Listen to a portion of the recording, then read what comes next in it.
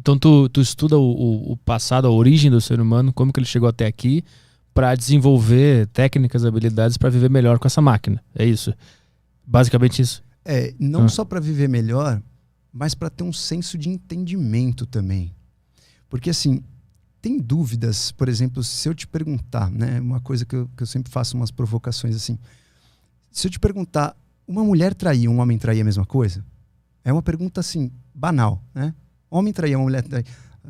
Algumas mulheres ficam arrepiadas até com essa pergunta. Já tá tenso. Não, o hashtag cancelado já tá pronto para subir ali. Mas assim, cara, o lance é o seguinte, né? Essa é uma pergunta que não tem como eu responder, nem como você responder. Mas a gente pode olhar para a natureza, olhar para nossa bioquímica e entender um pouco o nosso comportamento, o que aconteceu no passado que justificam algumas ações hoje. Então, por exemplo, se você for analisar essa questão da traição, vamos pegar o ponto de vista evolutivo, né? Existe uma traição feminina e uma traição masculina. Em geral, né? Obviamente, quando você encara a realidade hoje, a realidade ela não é só pela evolução, né?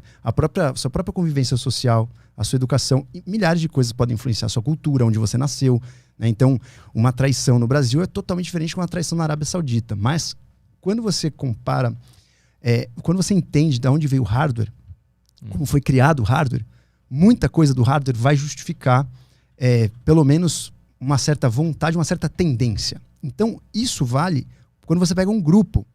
Então, o que eu vou falar aqui não vale para uma pessoa. Você pode falar assim, mas a minha amiga não traiu por isso. Não, tudo bem, uma pessoa. Mas se você pega essa pessoa e coloca no estudo populacional, vamos pegar então 300 pessoas. Quando você estuda uma amostra grande, você vê que existe uma tendenciosidade de um comportamento específico.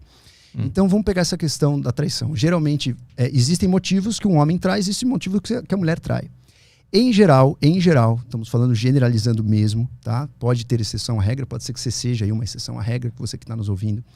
Em geral, os homens traem mais pensando no momento presente.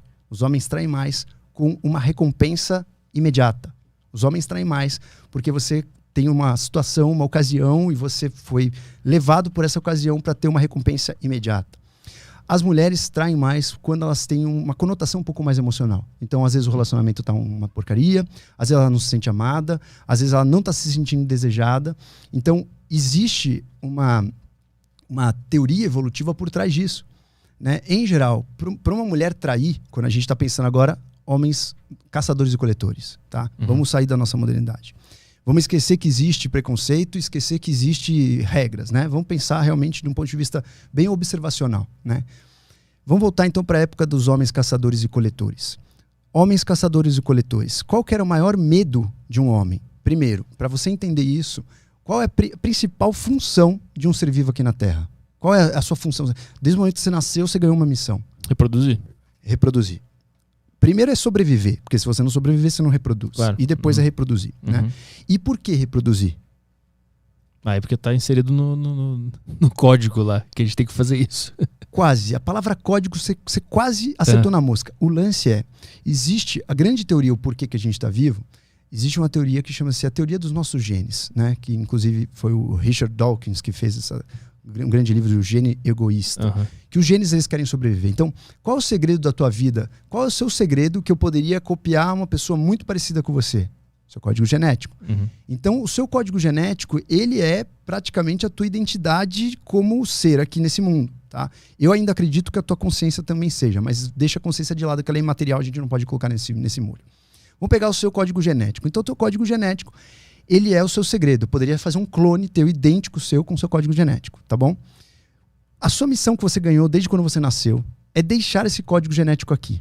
E você não vai conseguir deixar ele inteiro. Você vai deixar 50%, uma vez que você vai ter que... Nós somos seres aí diploides, que a gente tem que juntar o seu código genético com o código genético de uma mulher, né? Vocês vão se unir, o seu espermatozoide com o óvulo dela e formar o ovo. Então você vai doar dessa prole, desse filho que nascer, metade dos genes são seus genes. Você cumpriu parte da sua missão aqui. E é interessante também os genes dessa próxima prole não serem idênticos aos seus, porque pode ser uma versão melhorada do que o Arthur é. Então, isso é interessante evolutivamente. Então, dá condição de evoluir. Condição de evoluir, vai chegar com adaptações, coisas melhores, com certeza virão. Certamente, essa é a sua missão. Principal missão número 1. Tanto que todo mundo aí que nos ouve, que já teve filho, sabe que a gente muda depois que teve filho. Dá um certo alívio, você muda o ponto de vista do seu trabalho, você muda como você enxerga a vida, você muda como você é uma pessoa dura, você muda em vários sentidos. Mas assim, essa ordem, reproduza, que está lá no nosso código, ela tem alguma explicação também? Ou tu acredita que possa ser uma explicação mais espiritual, misteriosa?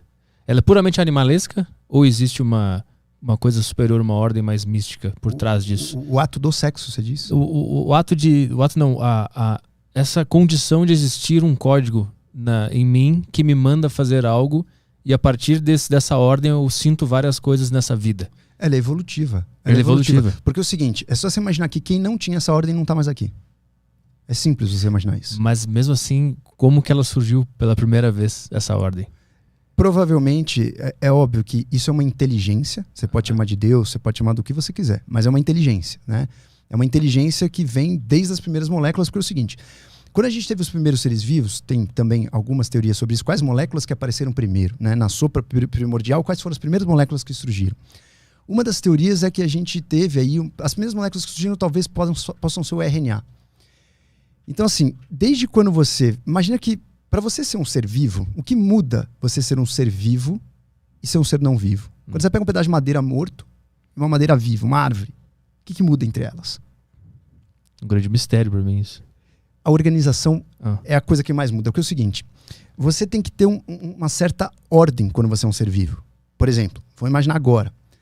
O seu fígado está mandando enzimas aí que você acabou de tomar um café. O seu estômago está mandando esse café para o seu duodeno. O seu duodeno está recebendo enzimas do seu pâncreas. O seu pâncreas está mandando outra enzima que vai mandar o duodeno contrair para mandar aquilo para frente. Tem uma ordem. Ali existe uma ordem hierárquica, uma ordem complexa. Num ser morto, isso não acontece. Não existe ordem na morte? Cara, não existe ordem. Na verdade, a morte é o caminho para o caos, né? Existe ordem, por exemplo, se acabar tudo. Vamos imaginar. O universo é quase como se fosse um caminho para a desordem, né? Você caminha para a desordem. No universo, você imagina que as moléculas soltas nesse quarto aqui, elas estão muito mais aleatórias do que as moléculas que estão no teu corpo, porque elas estão sempre em algum lugar específico, fazendo alguma função específica. O que eu quero dizer com isso? Toda vez que você chama algo de ser vivo, você já parte do princípio que as moléculas ali dentro são mais organizadas do que as moléculas fora. Só a ordem no universo, aí, se a gente andar 360 graus nesse raciocínio, só a ordem no universo, se você não tem nada mais, porque aí você não tem o que mudar, você não tem o que ser aleatório. Você entendeu o raciocínio? Sim, mas o conceito de ordem não é nosso, muito único. Para nós a ordem é estar vivo. Não, aí eu tô falando de uma ordem o seguinte, existe uma aleatoriedade ou existe um nexo. Mas a aleatoriedade é desordem, um nexo é ordem. E a regra, o nexo não necessariamente é um nexo que a gente concorde. Pode ser um nexo qualquer. Entendeu? Por exemplo, vou dar um exemplo para você. Então, vou imaginar que você tem um aminoácido. Um aminoácido, ele tem uma ordem. Ele sempre começa, né, com um radical amina e sempre acaba com um grupo carboxila. Pode pegar todos os aminoácidos da natureza, todos. Pesquisa todos os aminoácidos da natureza, eles vão ser assim. Isso é uma ordem. A desordem é não ter isso. Então vamos pegar todos esses átomos do aminoácido. Vão embaralhar eles numa sala. Vai ser um aminoácido? Não. Por quê? Eles não têm ordem. Para você manter uma ordem, você precisa manter isso com energia. O ser vivo gasta energia para manter isso. Seja uma bactéria, seja um ser humano, seja um primata. Para você manter ordem, você obrigatoriamente tem que manter energia. Vamos imaginar que você tem o teu quarto. Vamos imaginar que você morasse com os seus pais e os seus pais são bravos, eles querem ver seu quarto arrumado. Eles abrem a porta, veem o seu quarto cheio de camiseta, cueca da Insider no chão. E aí chegam lá e falam, pô, de novo, Arthur, você deixou o quarto desarrumado, você vai ficar 1 hora arrumando o quarto. Você vai gastar energia para arrumar teu quarto. Você vai ter que ir lá, tirar uma cueca da Insider, colocar na gaveta, tirar a camiseta que está não sei onde, jogar no cesto de roupa suja. Você vai ter que passar um pano no chão. Isso exige tempo, trabalho, e você vai ter que ter energia para fazer isso.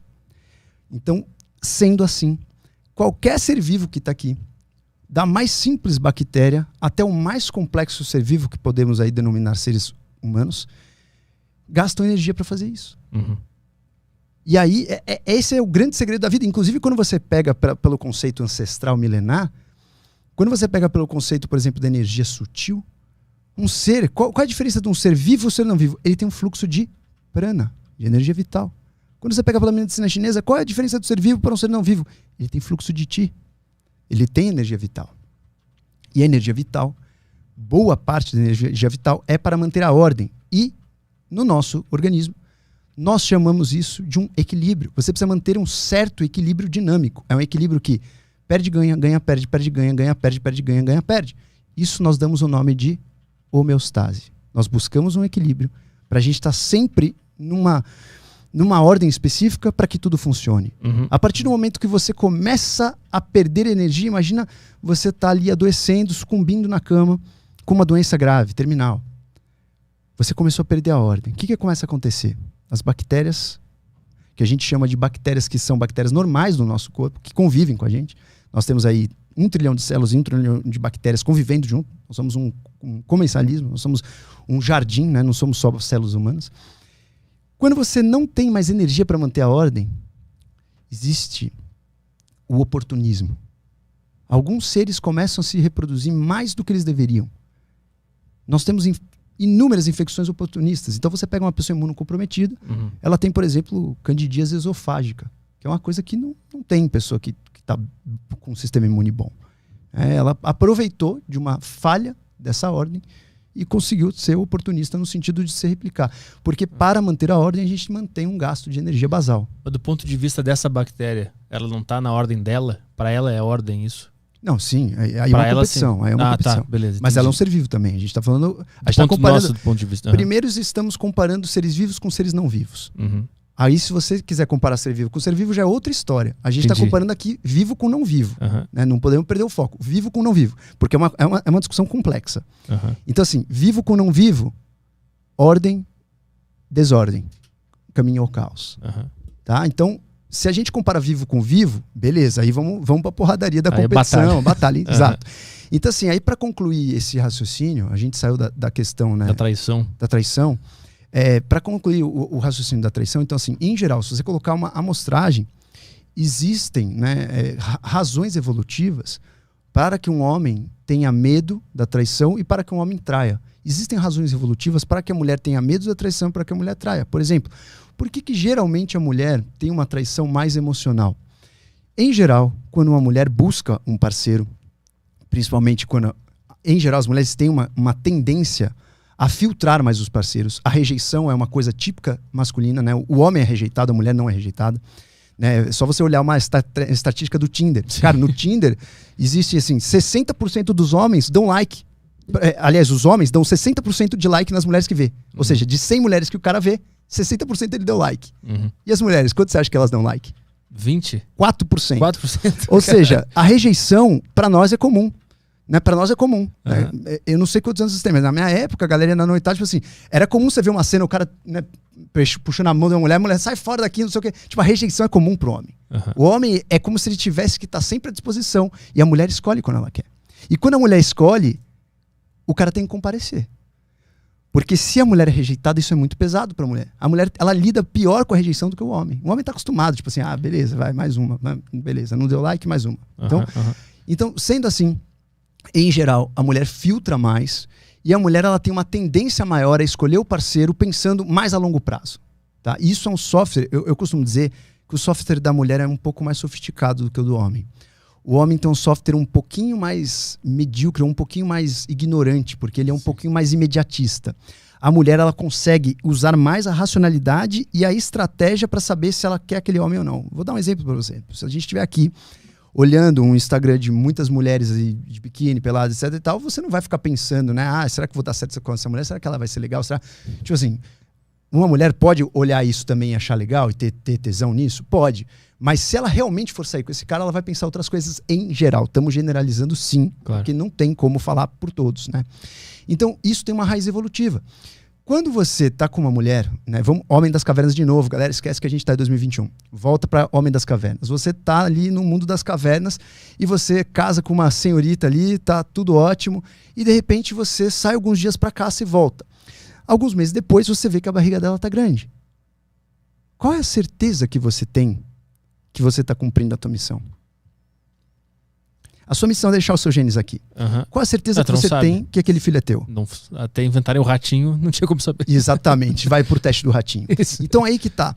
Isso chama-se você saber, né? Você ter a certeza da paternidade. Então a incerteza paternal faz com que o homem instintivamente ele tem que arriscar mais com mais parceiras. Porque, por probabilidade, se você se dedica só àquele momento e, de repente, justo naqueles dias que você foi caçar, você foi pulado para trás, você perdeu a tua missão no mundo. Então, o que o homem vem com o código genético dele? Isso a gente pode estudar, tá? Tô simplificando a história. Isso é uma história gigantesca. Se você estudar os aracnídeos, os invertebrados, existe até uma questão que a mulher que é a fêmea, né, que é importante para ajudar a criação, né? Aí a criação não é uma criação junta, né? Você não cria dentro do ser vivo, você põe o ovo e o filhote nasce. Mas em geral, por exemplo, nos aracnídeos, a fêmea mata o macho para o macho não comer o outro macho.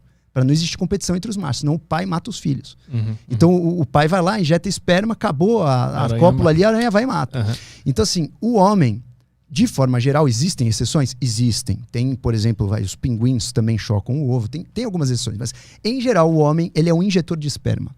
Em outras espécies. O homem, eu tô dizendo macho, esquece o homem. Espalha a semente. Ele espalha a semente porque ele é um inútil, ele só precisa dar metade do código genético e, na verdade, quem faz todo o resto é a mulher. Resumindo, nos outros seres vivos, principalmente quanto mais primitivo é o ser vivo, mais isso é verdade. Conforme os seres vão ficando mais complexos, eles precisam também de uma figura paterna para, por exemplo, ajudar a segurança do bando, para ajudar a comida, para dar suporte. Nos seres humanos nem se fale, né? Criar um filho sozinho, você tem que ser muito guerreiro ou guerreira. Então a gente precisa, os seres humanos eles nascem muito crus de sistema neurológico, então a gente precisa dar muita atenção pro filhote, né? Diferente de um cavalo que sai andando. Você já viu um cavalo parindo? Sai andando. O ser humano não, ele sai cru. Então o que acontece? O homem, por si só, ele tem essa tendência de ser injetor de esperma. E pela incerteza paternal, ele é obrigado a ter mais probabilidade de cumprir a missão dele. Como ele vai fazer isso? Aproveitando cada oportunidade que ele tiver de fecundação. Por isso, em geral, ele traz nesse hardware essa questão de aproveitar as oportunidades para uma relação casual curta. Então, quando você compara, isso aí é estudo científico, não sou eu que estou inventando, quando você compara, por exemplo, a chance de uma mulher falar eu te amo pro amante é muito maior do que o homem falar eu te amo pra amante. Por quê? Aí vamos pegar a traição da mulher. Existem várias teorias do porquê a mulher trai. Mas uma das teorias é a teoria da relação dual. Tipo, a mulher ela escolhe uma pessoa para ser o provedor de segurança, de comida e etc. Mas ela quer deixar os genes dela com outro homem que tem um aspecto talvez um pouco mais saudável. Então ela pega, tipo assim, isso mulheres das cavernas, tá? Então, as mulheres das cavernas, ela poderia pensar o seguinte, pô, esse cara aqui, ele vai me prover com comida, ele é um cara dominante no bando, mas ele não é um cara que tem os genes que eu queria. Então, vamos pensar em cultivar esse cara aqui e eu vou sair rapidinho com esse outro ali, porque é dele que eu quero. Então, no dia de ovulação, em geral, a mulher pula a cerca. Então, o homem, ele tem fobia que isso aconteça, porque além dele não deixar o código genético dele aqui, ele vai se esforçar com comida, com segurança, com etc., com um gene que não é dele. Hoje a gente tem isso, né, de uma forma, lembrando que hoje a gente tem a cognição, né, eu tenho padrasto, por exemplo, e sou amado pelo meu padrasto, né, e não é o gene dele que ele que ele sustentou por um tempo na vida. Então, assim, quando a gente analisa essas bases evolutivas, as mulheres, por exemplo, elas têm essa base evolutiva de vou buscar realmente alguém que me ajude a cumprir minha missão aqui. Minha missão aqui na Terra é deixar um filhote e deixar bem. Eu quero deixar um filhote bem sustentado, eu quero deixar um filhote bem alimentado, eu quero ter segurança, porque eu preciso dar atenção pro filhote, eu não vou poder olhar para quem tá tentando roubar minha comida, eu não vou ter tempo para ir atrás de comida. Então eu não vou querer um cara que fique comendo fandangos o dia inteiro e fumando maconha e tomando todinho. Eu quero uma pessoa que saia para trabalhar. Jogando LOL. Exatamente. Você entendeu? Tipo assim, isso faz parte do software, do hardware. E aí quando você pega para o mundo moderno, cara, a gente traz isso. Se você for pegar nas estatísticas, né, existem milhares de motivos que os seres humanos traem. Um dos motivos que os seres humanos traem são os motivos emocionais, né? A mulher trai mais por vingança, por raiva, por rejeição. Uma mulher, por exemplo, que o cara chega, realmente ele não tá comparecendo, isso abala muito a mulher. Fala, meu, o problema é comigo? O problema é comigo? Beleza, 1, 2 meses vai seguindo, 3 meses vai seguindo, 4 meses ela começa, cara, eu preciso me sentir amada.